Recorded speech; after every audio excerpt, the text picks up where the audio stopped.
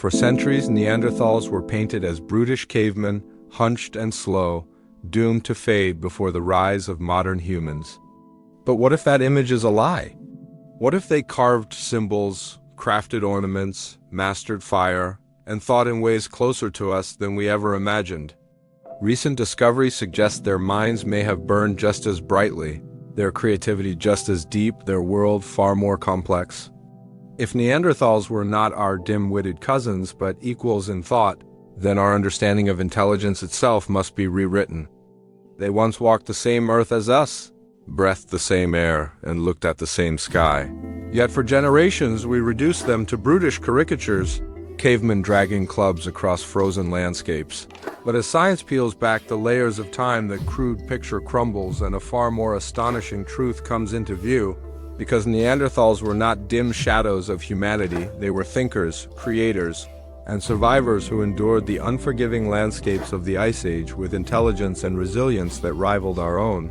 And every artifact, every bone, every mark they left behind forces us to reconsider who they truly were.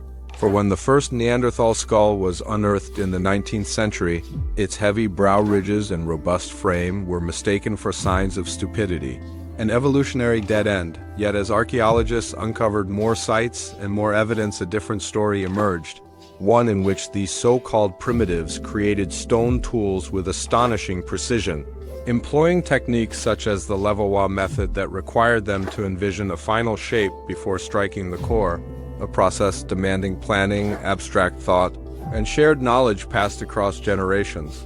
And if we see intelligence in their tools, we must also see it in their daily lives. For survival in an Ice Age world demanded more than brute strength. It demanded foresight, adaptability, and cooperation. And we find evidence of this in their mastery of fire, where hearths carefully arranged within caves reveal not scavenging, but deliberate control, returning to the same shelters to cook, warm, and illuminate, creating not just survival, but places of gathering where stories and songs may have been shared. For fire is both utility and symbol, and to tend it across time is to think of tomorrow as well as today. But perhaps the most striking revelations come from their art and symbols. For in caves across Europe, pigments and markings dating back over 60,000 years reveal that Neanderthals painted long before Homo sapiens reached those lands. Dots, lines, and shapes pressed into stone, not for survival but for meaning. And if meaning was sought, then imagination must have burned in their minds as brightly as in ours. And in a cave in France, broken stalagmites were arranged into rings deep in the darkness some 170,000 years ago, demanding teamwork, torches, foresight, and purpose beyond the immediate, which makes us ask what rituals or gatherings might have taken place in that silent chamber. What beliefs or fears might have driven them into the depths of the earth? And the answer remains hidden, yet the very act proves organization and symbolic thought. And when we turn to their dead, we find even more proof that their minds were far from empty. For in Shanidar cave remains have been found that suggest bodies were placed with care, perhaps even with flowers, a gesture that speaks of grief, memory, or belief in something beyond life itself. And such acts blur the line between them and us. For funerary ritual is not a sign of brute instinct, but of a mind wrestling with mortality. And even in their biology we find their legacy, because DNA proves that Neanderthals and Homo sapiens interbred, leaving genetic traces still alive in billions of people today, influencing our immunity, our adaptations, our skin and hair. And in that inheritance we see not only biology but the mingling of minds, of knowledge, of families who once shared the same world. And the old insult of Neanderthal fades away when confronted with this reality, because these were not lesser beings but equals who carved tools with care, built structures with intent, painted with imagination, and buried with love. And yet the haunting question remains, if they were so capable, why did they vanish while we endured? Was it our greater numbers, our wider networks, the shifting climate, or simply the randomness of history? And though answers remain elusive, the question itself is proof of their intelligence. For we only wonder about rivals who were worthy, and Neanderthals were worthy. Their minds burned with the same light that burns in ours. Their world was full of creativity, adaptability, and meaning. And in their absence we are left not with triumph, but with a reminder of how fragile intelligence truly is. And perhaps the real truth is that we did not replace them. We carry them in our genes, in our imaginations, and in the silent handprints they left on stone saying, "I was here, I dreamed, I lived."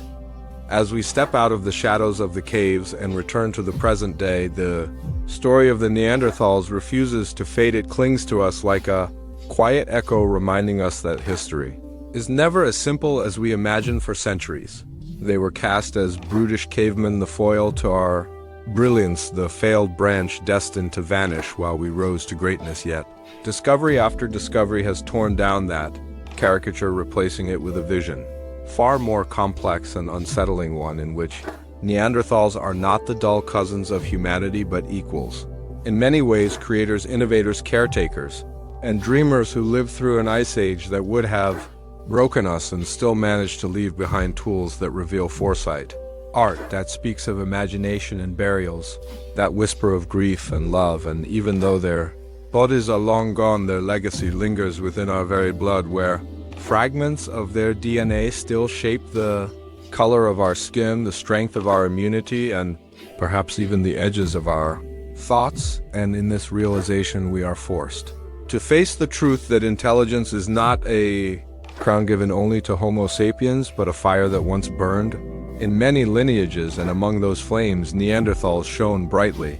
If their hands could carve eagle talons into ornaments and arrange stalagmites into rings deep underground, if their voices could shape words, if their hearts could care for the injured and bury the dead with tenderness, then the line we once drew between them and us begins to dissolve until we are left not with superiority, but with kinship. And this kinship changes everything, because it means that when we speak of humanity, we must speak not only of ourselves, but of the shared inheritance of many kinds of humans who once walked the earth together, and whose mingling shaped the beings we are today.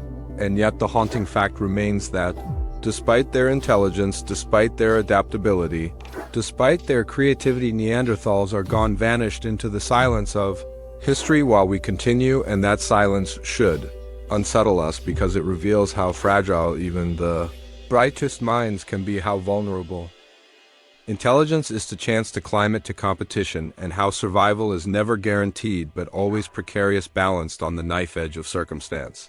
Perhaps Neanderthals lacked the wide networks of trade and communication that gave sapiens an advantage. Perhaps their smaller population sizes made them more vulnerable to disease or famine. Perhaps sheer chance tipped the scales in our favor, and perhaps even cooperation turned to rivalry as two close species competed for the same ground. But whatever the reasons, their disappearance was not proof of inferiority.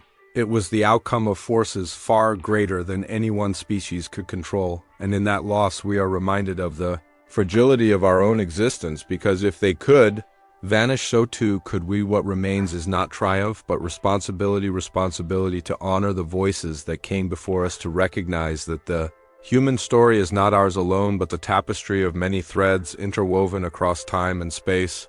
And if we are wise, we will see that Neanderthals were not failures, but fellow humans whose contributions live on in us, whose echoes still sound in the caves they painted, and whose handprints still mark the walls, as if reaching out across time to say, "I was here, I dreamed, I lived." And perhaps that is the deepest revelation of all, that when we look into their story, we are not peering at something alien, we are staring at a reflection of ourselves, at another way intelligence took root and flourished and vanished, and in that reflection we glimpse our own impermanence. We like to believe we are the pinnacle of evolution, the destined rulers of the earth, but Neanderthals remind us that intelligence alone is not destiny, that even the brightest fire can be extinguished, and that survival is always uncertain. So let their story not be reduced to insult, but elevated to remembrance. Let us carry their legacy not as a curiosity, but as a vital part of who we are, because to deny them is to deny ourselves. The caves still stand, their silence filled with echoes, their walls painted with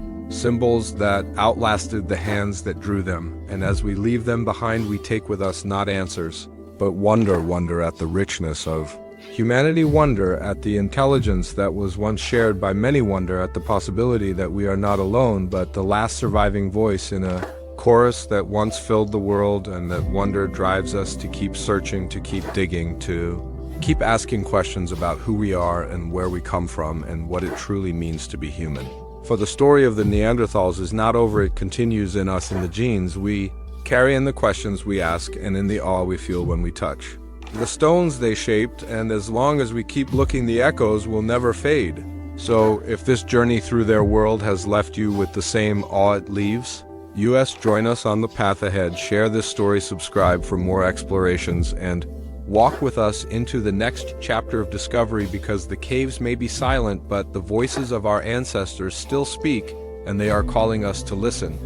To look at the last stretch of the Neanderthal journey is to walk a narrow ridge between survival and extinction.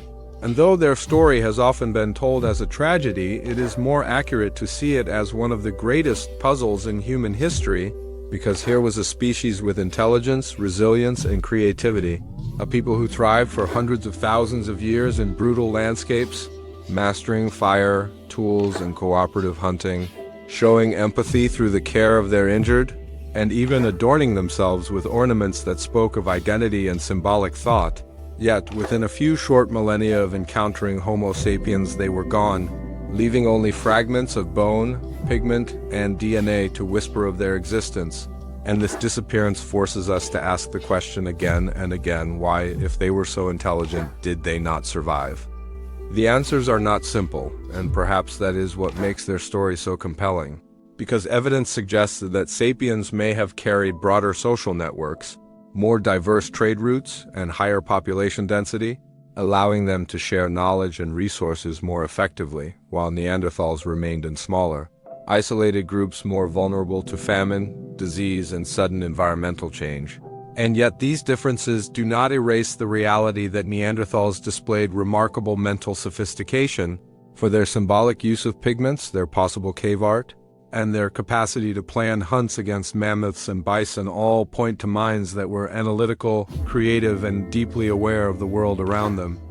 Some researchers even argue that their extinction was not due to inferiority, but to sheer chance, to climate fluctuations that reduced food sources, to epidemics that spread rapidly through small populations, or simply to bad luck of colliding with a fastly expanding sapien species at the wrong moment in time. And if that is true, then the Neanderthals were not evolutionary failures, but victims of circumstance. A reminder that intelligence is no shield against the randomness of survival. But even in disappearance, they did not truly vanish, because as modern genetic research revealed, billions of people alive today carry their DNA, tiny fragments of Neanderthal genomes living on inside us, shaping our immune systems, our skin, our bodies, and perhaps even our minds, which means that we are not only their descendants, but their continuation, the last living vessel for a lineage that once walked beside us. And this realization transforms the Neanderthal story from tragedy into legacy, because though their bodies faded, their presence endures in the rhythm of our breath and the patterns of our blood. To reflect on this is to see ourselves differently, to recognize that humanity was never a single straight line of progress, but a braided river of many branches, some lost, some merged, some surviving still, and Neanderthals were one of those branches, cut short but never erased. And the truth is that they were much smarter than we ever believed. Not a failed experiment, but another form of humanity, whose voice has not vanished but continues to speak through us if only we are willing to listen.